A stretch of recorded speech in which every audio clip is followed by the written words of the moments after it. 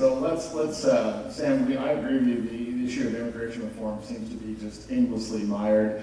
From a veteran politician's standpoint, how does the Democratic caucus get the Republicans off this issue? What could possibly happen? Because I think there's been a lot of studies that say if you get the immigration reform issue actually reformed, a lot of things will fall into place, including a better economy. Well, three things about immigration reform. The border we're putting even more money into the border. The border is pretty secure, can be even probably made more secure. But those crossings that you talked about, and I was in the hearing, Ron, it was not from the Mexican border.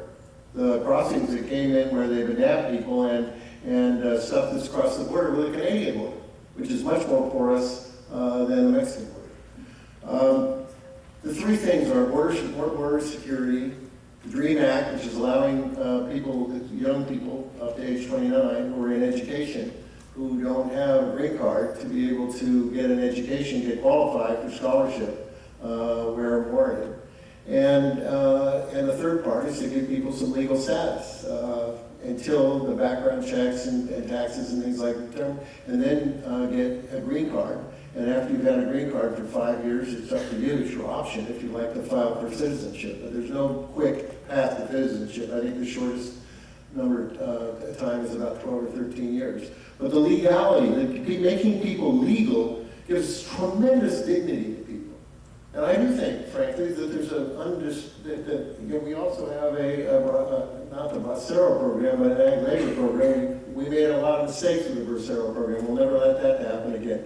But I think if you look, Santa Cruz County pays their ag workers the highest amount in the strawberry fields and center, $19 an hour plus peach bill. They get benefits, they get health care.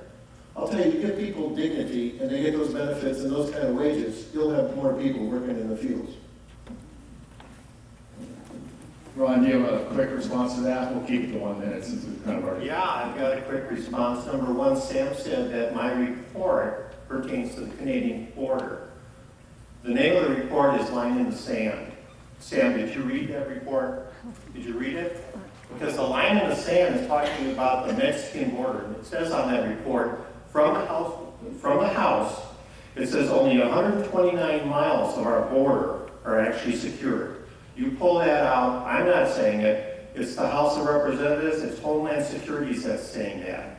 Last week, the University of Southern California brought out a report. That report said that 1 in every 10 jobs in the state of California are being held by someone who is here illegally.